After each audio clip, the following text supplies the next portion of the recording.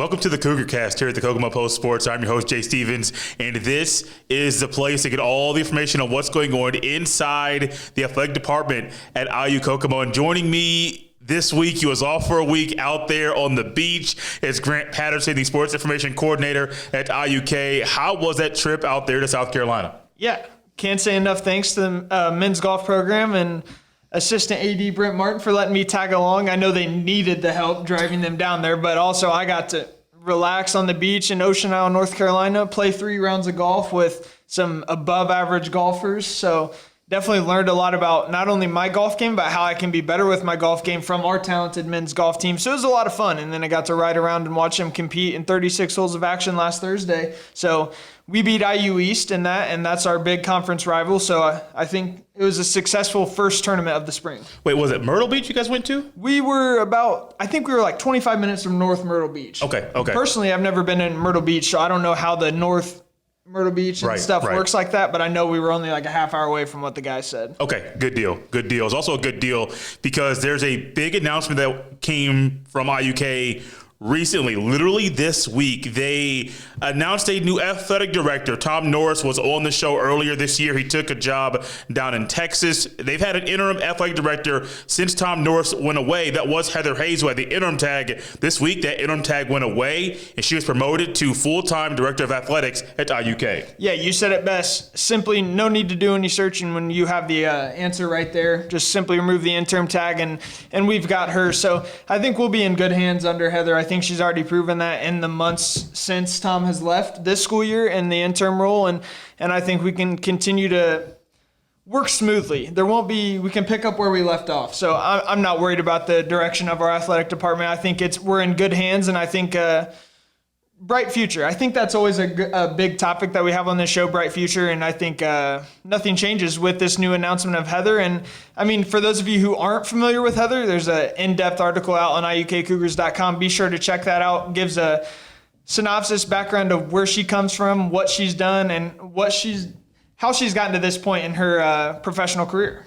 The biggest question I think people will have with Heather, and I'm not going to answer it, I want you to. Yeah.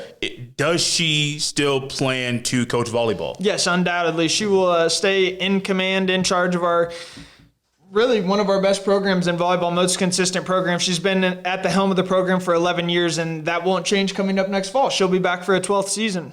Every time I see Heather either at a game or just at a volleyball game, but she's about to coach, or another IUK sporting event, she's always smiling, always talkative, and you can tell she enjoys her job. And I'm looking forward to seeing what the athletic department does under her watch as she leads it. And not sure what's going to happen. I have no idea. I haven't talked to her. It's just reading the article and then talking to Grant as well. I'm really excited for the athletic department and what Heather will do as she's leading that department every single day.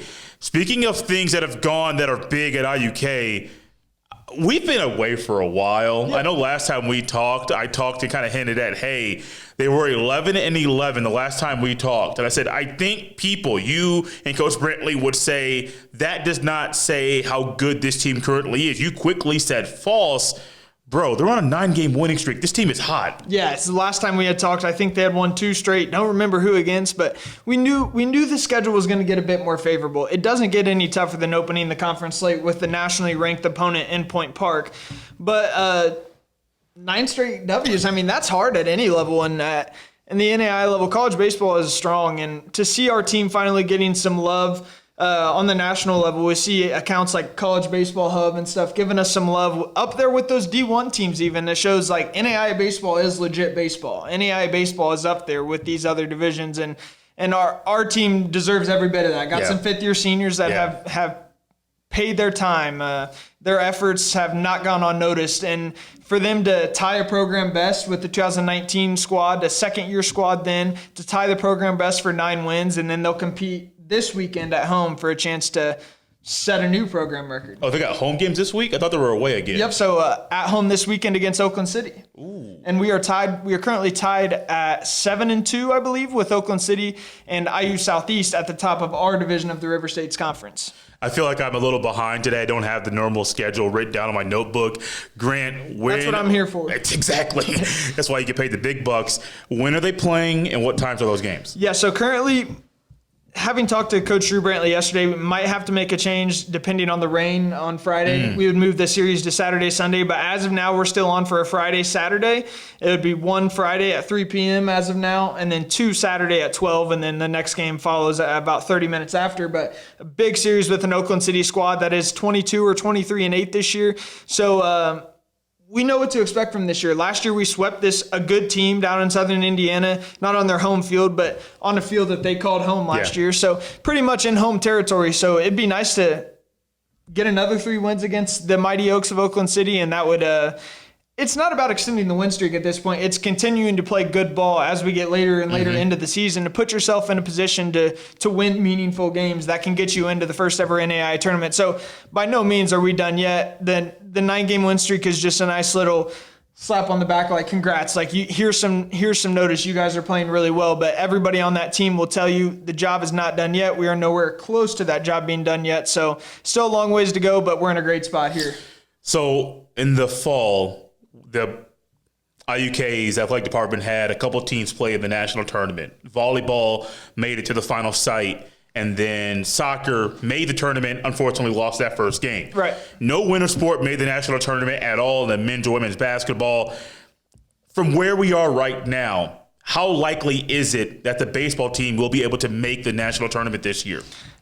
I would have to say right now, it's tough. I mean, we've still got 2 or 3 big series. We have this series with Oakland City. We have two more home series. The best thing about our schedule, I will say, is that our toughest series come at home. I think we have 3 remaining home series, and they're IU Southeast, Midway, and Oakland City. All 3 of those teams are teams that will compete for the top of the River States Conference and are teams that we need to be able to beat. So we are fortunate enough to have those teams compete on our home field this year. I think right now, I'd say 55-45 were our chances in favor of making the tournament, but that's assuming we continue to play the type of ball that we're playing right now. I think our guys and our coaching staff all know that we cannot slouch from where we're at, and we have a chance. The way our conference is set up this year is a little bit different.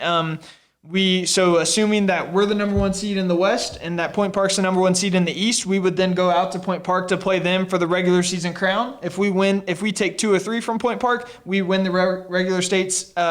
we win the River States regular season crown, and we make our first ever national tournament. So 2 chances for it to be done. We can do it by winning the regular season title, or we can do it by winning the postseason title, or if Point Park wins the regular season and is in the championship game, we play them in the championship. Wow. Plenty of opportunities. It's a lot to digest, but I think we're in a great spot here about halfway through the River States Conference portion of the schedule. Yeah, it's a lot to digest there, and I am one to be watching this very, very closely. Going to be talking to Grant about this every single week, or almost every week as much as we can, about potential of postseason play at the national level with the Cougars baseball team. Speaking of the baseball team, I have seen Tucker Platt at the YMCA. I started going recently, regularly, and I see him almost every time I go. We go about the same time. Don't talk to him. He's in the zone doing his thing, and it's working and it's playing out very well on the baseball field. He was just named River States Conference Player of the Week for the 2nd time this season. I didn't know about the first time. I was not following the website like I should have been. I will do that closely from now on. But batting average of .684, 8 extra base hits, 6 doubles. He was locked in. Yeah, he's been locked in for sure. And that was 2 weeks ago. I thought we had a chance for either him or Alex Janke to win it this week, but came up short. But man, Tucker Platt has been dynamite this spring. I think we expected that coming in from a developed, a veteran leader on the field, but both on and off the field for that matter. And so this it's not a surprise. Yeah. We expect these things from our student athletes. We expect big things from all student athletes, and Tucker Platt is nothing short of that.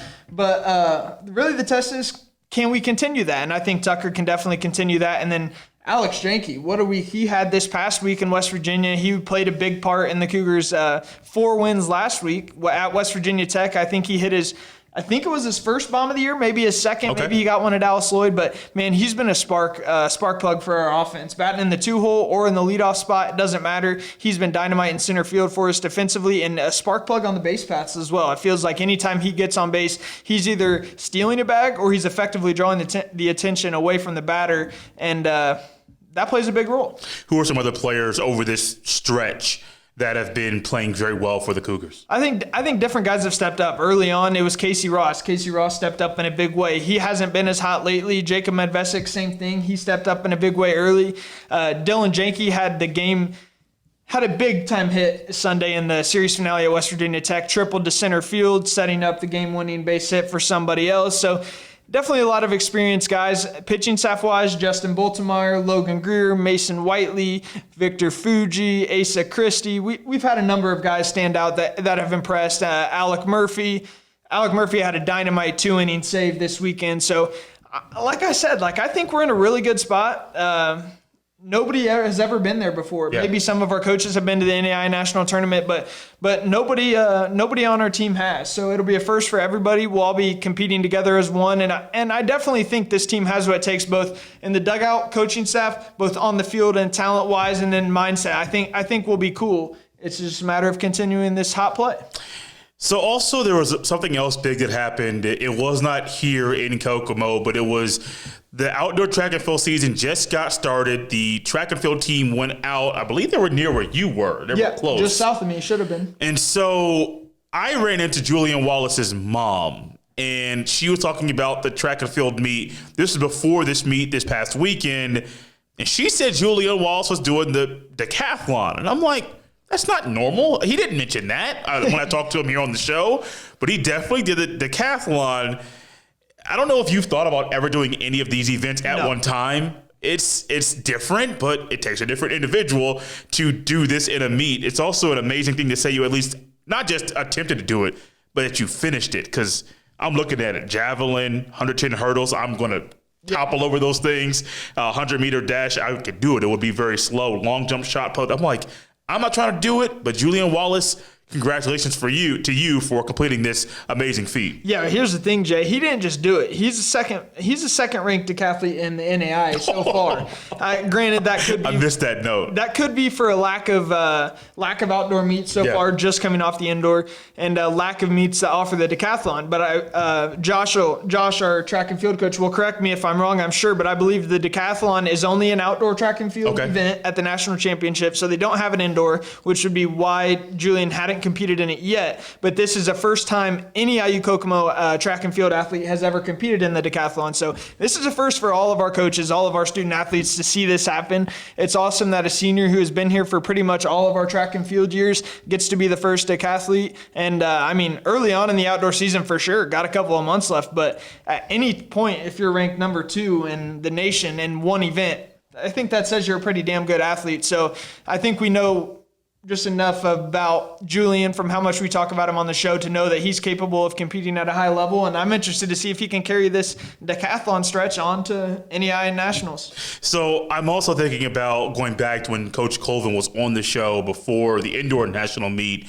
talking about A standard, B standard. I'm curious if he'll be a B standard or A standard at some point if he does this again to potentially do this at the national meet, which I do believe you said is at IU. Yeah, the outdoor meet is at IU, and the decathlon is something I'm not experienced in an event I'm not experienced with. Yeah. I'm not sure if there's even a standard or not. Since he is number 2 in the nation, you would think that he would have hit the standard, if considering that he's number 2 in the nation. So maybe there is not a standard and they only take so many people. I'm not really sure how that works, but I'll have to do some digging myself. Yeah. Always something I can learn about in this profession. So that's something I'm going to have to dig up this evening right after I leave here. Speaking of learn, you're about to graduate. Yeah, about to graduate real soon. Are you nervous about life when there's no school in front of you every day? No, I'm excited because I thought that was open. So yeah, I know I'll be in a similar role to the one that I'm in, working in collegiate athletic departments, and I've been able to do my job successfully, but I think my job will be miles easier when I'm not balancing coursework and stuff like that. So yeah.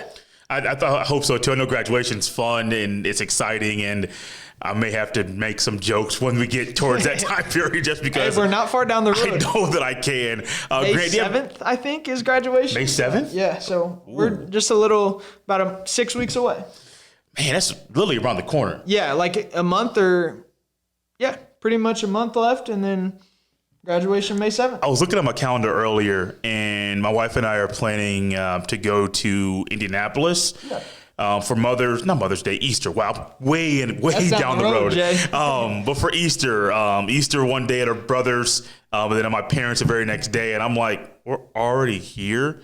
I keep thinking Easter's like a month away, not that it's a week and a half away. Yeah. And before you know it, you'll be graduating and smiling and all that stuff, all your family and friends there.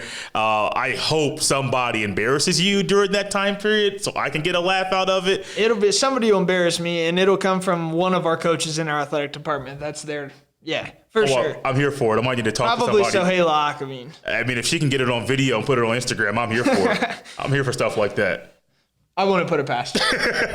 Grant, do you have any last comments about what's going on right now at IUK? I would just say make sure to come out and support our student athletes when they have a chance to compete at home. Baseball will be at home, as we touched on this week, Yeah. a big-time conference series against Oakland City. And then I think they're on the road for 2 consecutive weekends after this. So this is your last time for about 3 weeks to support the baseball Cougars at home. And like I said, there's no better time to support them. They've won 9 straight games. They're super hot, battling for the top of the River States Conference. And then I think tennis competes at home Friday. A pair of matches actually against Division I foe IUI. Not sure what they're called currently. It's IUPUI to me until I hear differently. But yeah, IU Kokomo women's tennis will host IUPUI at the Greentown Howard County Indoor Tennis Center. So no better time to come out and support the Cougars. I agree with that statement. Guys, I really appreciate Grant coming on the show once again. Will he be going on a road trip here soon? I am not sure. We'll find out the next time he's on the show. I'll be back next week. This has been the Cougar Cast. We'll see you next time.